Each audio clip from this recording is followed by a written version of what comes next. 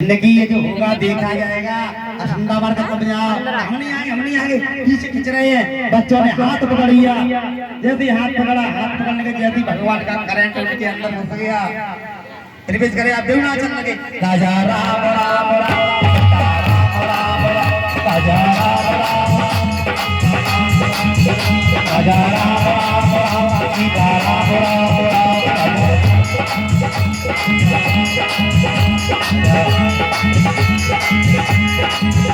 राजा राम राम सीता राम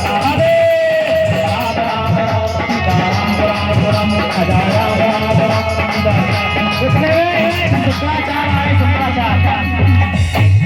शुक्राचार्य बोले खामो तुमको तो ये क्या ड्रामा हो रहा है। प्रहलाद क्या बात है। प्रहलाद बोले गुरु जी बड़ा आनंद आ रहा है, आज तक पाठशाला में कभी आनंद बनाया, आज इतना आनंद आए हो। बोली क्या बात है, ये राम राम क्यों हो रही है कि तुम्हें नहीं पता है राम राम क्यों हो रही है। कि बंद करो।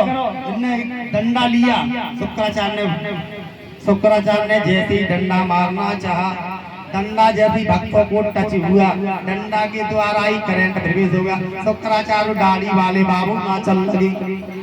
हाँ बाबू नाचल लगे को उठे। राजा राम राम राम सीता राम राजा राम राम सीता राम राजा राम राम सीता राम राजा राम राम सीता राम राजा राम सीता राम राजा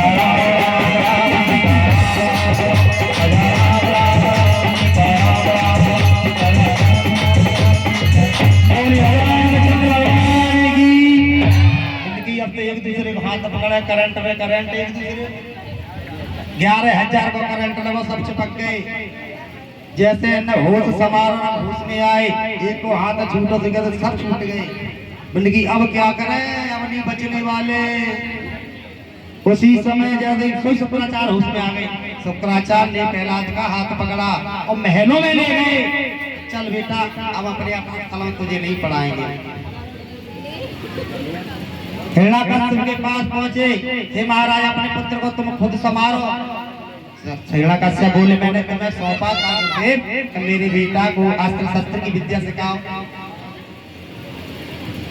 असरों वाली रीत सिखाओ। ये तो सीखने चाहिए, तो कहाँ से इसके अंदर करंट आ गया। ये बोला राम राम के अलावा कुछ नहीं बोलता। प्रहलाद को बुलाया, बेटा ये बता तू क्या कह रहा है, मैं कौन हूँ। प्रहलाद सीधे सीधे बोला तुम पिता हो। हाँ पिता, पिता कौन होता है, भगवान। मानते हैं पिता भगवान होता है, मगर तुम भगवान बन नहीं सकते, हो नहीं सकते। क्यों, आप तो पिता हो, आपको बनाने वाला परम पिता तो वो है, तो उससे बड़ा कोई परम पिता और मेरे फोन में नहीं है। इसलिए मैं तो राम राम कहूंगा। और प्रहलाद अपने पिताजी की सामने नाच रहे हैं।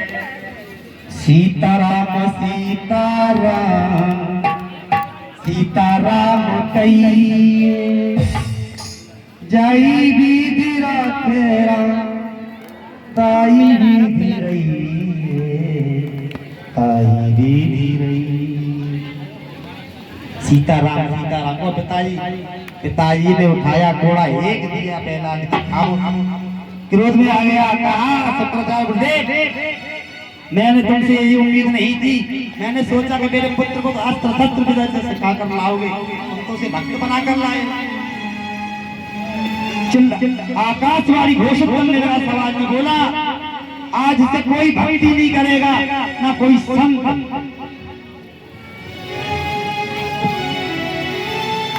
ये पुष्पेंद्र कुशवाहा 51 रुपए दे बजे और माल फूलों का हाथ फैला के सम्मान कर रहे हैं। भगवान इनकी सुख समृद्धि बनाए रखे, इनके हर कार्य में कोई घाटा न हो, काम बनते रहे और मांगलिक कार्य होती रहे। हिरण्याकश्यप बोले हे सुनो, जितने हिरण्याकश्यप के राज्य में रहने वाले, जहाँ संत मिल जाए अगर हवन करते हो उनको सर धड़ से अलग कर दो। और कहीं भागवत होती हो, भागवत जितने भक्त हो उन पे अत्याचार करो, जो पंडित हवन कराए बहन की मुंडी पहले काटियो। हिलक बहन कह रहा हूँ, हिलक का सब कह रहा है उसका काम है। जो पंडित मिले बाकी मुंडी उड़ा दो, जो फालतू का घी हो में वो घी छिड़ाओ, और जैसे साधु संत की दाढ़ी मोड़ उड़ा दो, चांद घोट दो। प्रहलाद बोले पिताजी अच्छा नहीं कर रहे हो, इसका अपराध तुम पर लगेगा, इसका दंड भुगतना पड़ेगा। क्रोध आ गया हिरण्यकश्यप को, कहा है पहला तू मानेगा नहीं, तू मेरा शत्रु बनता जाता है। मैं जितना छोटा समझता हूँ तू जितना छोटा है उतना ही खोटा है। पिता इतने छोटे बड़े की बात नहीं है, भगवान का भक्त ना छोटा होता है ना बड़ा होता है। क्रोध आ गया पहला, पकड़ के जाओ, इसे ले जाओ पर्वत पर ले जाओ, पर्वत से फेंक दो, मुझे ऐसा पत्र नहीं चाहिए, चांदी का पत्र की ठीक है। लेकिन ठीक है, उनके द्वार पर ले गए, पर्वत पर ले जाकर प्रहलाद को फेंका, और प्रहलाद जी हाथ जोड़े हैं और प्रार्थना कर रहे हैं, दर्शन दो घनश्याम। बोलियो, दर्शन दो घनश्याम नाथ पूरी अखियां प्यासी दर्शन दो घनश्याम।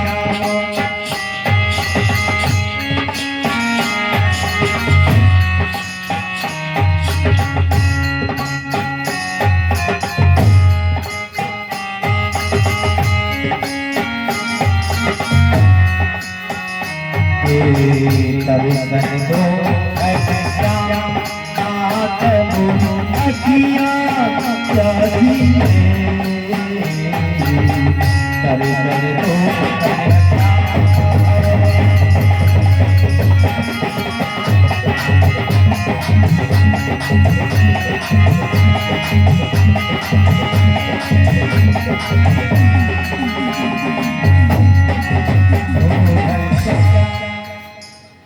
प्रहलाद हाथ जोड़े आंखें बंद करे, कहते हैं नारायण अब मैं आपकी शरण में हूँ। नारायण ने जैसे ही सुना उनको फेंकना हुआ, नारायण भगवान का जाना हुआ, पर्वत से फेंका, नारायण भगवान ने गोद में ले लिया। गोद में जैसे लिया और इधर द्वारपाल पहुंचे हिरण्यकश्यप के पास, महाराज मैंने तुम्हारी आज्ञा का पालन कर दिया, तुम्हारे पुत्र को मार दिया, पहाड़ों से फेंक दिया, अब तक तो जीव जंतु खा गए होंगे। इतनी बात कह ही रहे थे तो ले प्रहलाद जी पीछे से आए गए, बोले के पिताजी राम राम। जो लेके गए थे वे ऊपर नीचे देखे, पिताजी बोले तुम तो कह रहे जब फेंक के आई तो जिंदा लौटे आओ। क्या कहते प्रहलाद आप कौन होते मुझे मारने वाले? बोले की बात कही, मारने वाला है भगवान, बचाने वाला है भगवान, आप कौन होते हैं? उंगली अंगूठा दिखा दिया, पिताजी आप करना तो कर लीजिए। तो मारने वाला बचाने वाला मुझे विश्वास हो गया, अब तो मेरा कोई बाल वाका नहीं कर सकेगा। हिरण्यकश्यप को क्रोध आ जाता है, जाओ इसको ले जाके हाथियों से कुचलवा दो। उनकी कोई बात नहीं, प्रहलाद को ले गए जंगल में और हाथी को ढील दिया और दोनों हाथ पैर बांध दिए। हाथी जैसे ही पैर कुचलने के लिए गए, नारायण भगवान बोले शंकर जी से, हे भोलेनाथ भूत भावन अपने पुत्र से कह दो मेरे भक्त पे जरा सी भी चोट खरोच नहीं आनी चाहिए। ऐरावत को रोको। तो ऐरावत ने काम तो पूरा किया पर आज्ञा का पालन किया। ऐरावत से कुचलवाया कुछ देर तक, मगर प्रहलाद को कुछ नहीं हो रहा। सब द्वारपाल फिर पहुंच गए हिरण्यकश्यप के दरबार में, ए महाराज आज तो तुम्हारा पुत्र खत्म ही हो गया, मर गया, अब नहीं आएगा। एक नहीं हजारों हाथियों से कुचलवा दिया।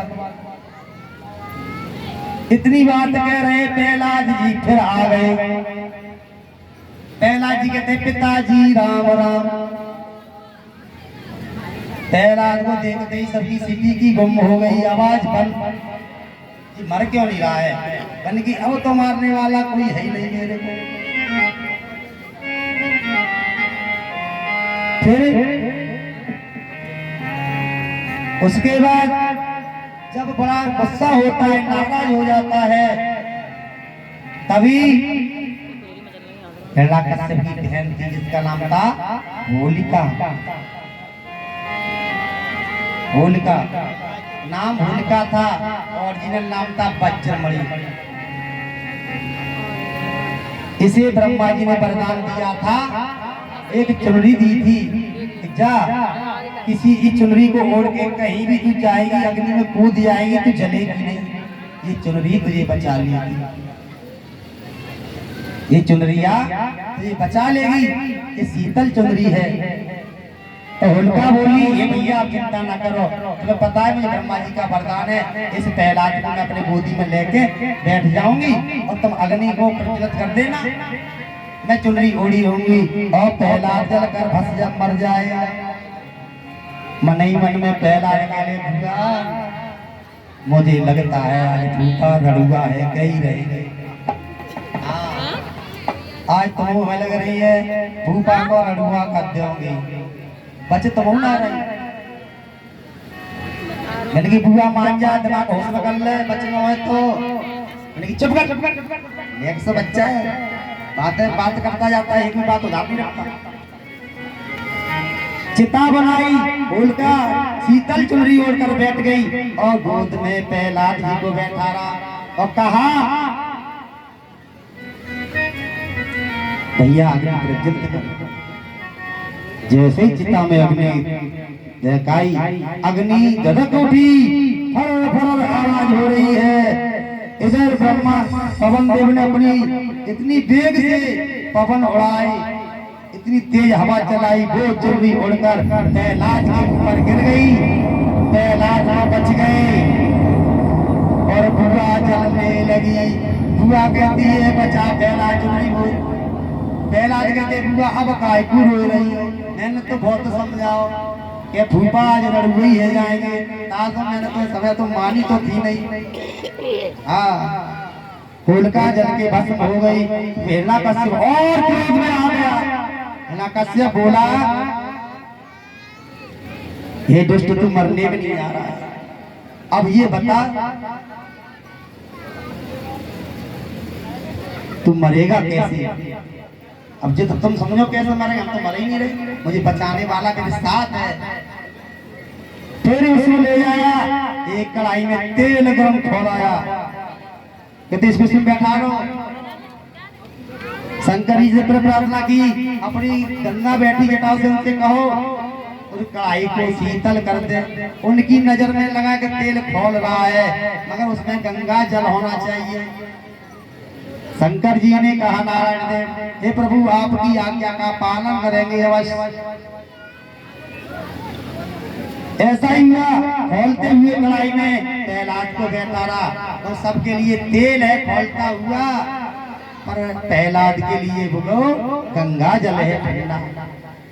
सब देख रहे हैं। अब उसे गुस्सा आती है, बोले ये बता मेरा भगवान है कहाँ है भगवान? कौन है तेरा भगवान? लेकिन हम में है। अच्छा प्रताई तुम में हुए? हम में है, तुम में है, इनमें है, इनमें, ऊपर है, नीचे है, दाएं बाएं,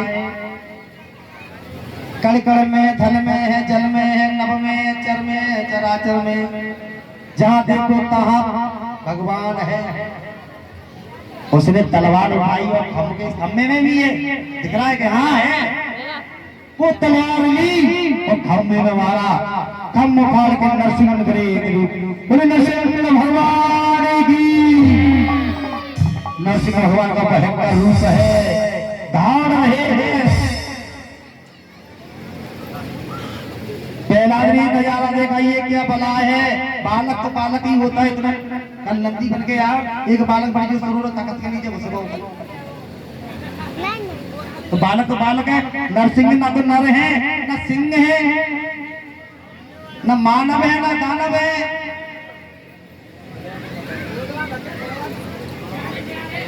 बड़ा सोच रहे हैं। ये नजारा देखा किसने? हिरण्याकश्यप ने। हिरण्याकश्यप को पकड़ लिया, घमासान युद्ध होने लगा। पहला जी चुपचाप खड़े